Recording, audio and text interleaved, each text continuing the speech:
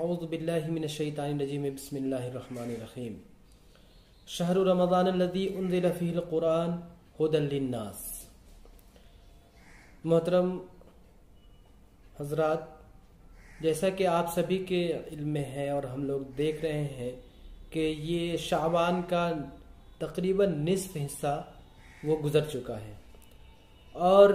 ये शाबान का महीना जिसके सिलसिले में ये फरमाया गया कि नबी करीम अलैहिस्सलातु वस्सलाम इस महीने रमज़ान की तैयारियों में गोया मसरूफ़ होते, सहाबा किराम रमज़ान की तैयारियों में लगे होते थे और इस महीने आप सल्लल्लाहु अलैहि वसल्लम बकसरत रोज़ा रखा करते थे। तो मालूम हुआ कि ये शाबान का महीना दर हकीकत रमज़ान की तैयारियों का ही महीना है। हम जानते हैं कि जो शख्स वक्त से पहले उस वक्त की तैयारी नहीं करता वो बाद में कफ़े अफसोस मलने के सिवा उसके पास कोई चारा नहीं रहता। तो हम भी जो अभी कुछ वक्त बाकी है, जो लम्हे अभी बाकी हैं, जिनसे हम फ़ायदा उठाते हुए इस मुबारक महीने की तैयारी शुरू कर दें जो रहमत व बरकत के साथ बहुत जल्द हम पर साया फगन होने वाला है।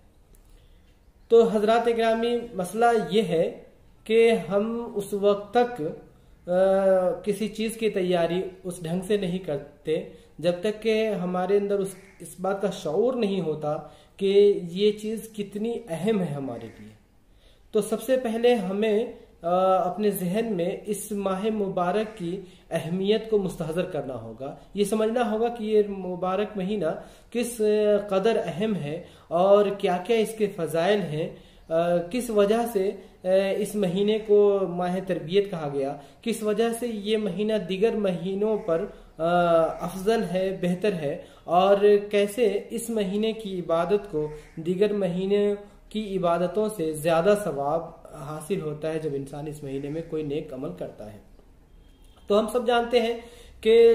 इस महीने यानी रमज़ान के मुबारक महीने में अगर कोई शख्स नवाफिल का एहतमाम करता है तो अल्लाह ताला उसको फ़राइज़ का दर्जा देकर उसके सवाब के बराबर सवाब देता है। फ़राइज़ का एहतमाम करता है तो उसे 70 गुना बढ़ाकर उसका अज्र देता है। इसी तरह रमज़ान में चूँकि नेकियों का एक माहौल होता है, चारों तरफ लोग उस फ़िज़ा में होते हैं कि हमारा ज़हन गुनाहों की तरफ नहीं जाता, तो एक तरह से पूरी तरबियत का एक कोर्स, एक महीना गुजरता है और हमारी इस बात की तरबियत होती है कि हम अपने अंदर से उन खामियों को, उन बुराइयों को,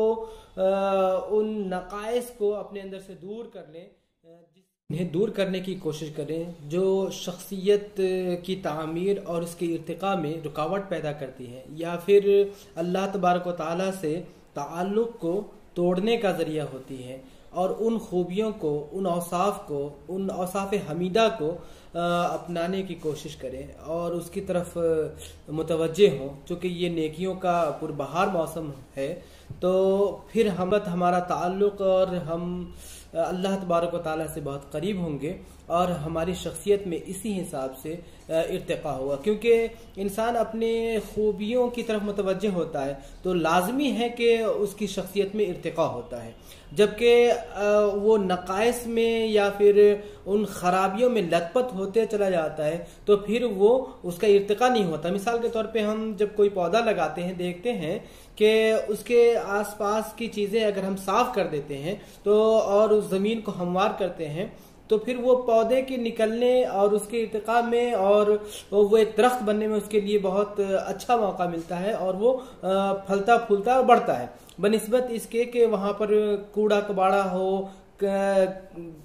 करकट हो या फिर मजबूत चीज़ें हो जो उसे बढ़ने नहीं देती। तो ऐसी चीज़ें गोया एक इस राह में एक हायल जो रुकावट है, उन रुकावटों को दूर करने का, उससे बचने का एक अच्छा ज़रिया है, एक अच्छा महीना है। तो हमें इस माह तरबियत में इसका खुसूसी एहतमाम करने की ज़रूरत है इंशाअल्लाह ताला। फिर हम देखेंगे कि हमारे अंदर एक ख़ास किस्म की एक रूहानियत पैदा होगी, जिसके सबब जो अल्लाह का फरमान है क़द अफ़लह मन ज़क्काहा व क़द ख़ाब मन दस्साहा, कि जिसने अपने नफ्स का तज़किया किया, अपने आप को बेहतर करने की कोशिश की, उसे पाक साफ किया, तो वो गोया वो कामयाब हुआ। और जो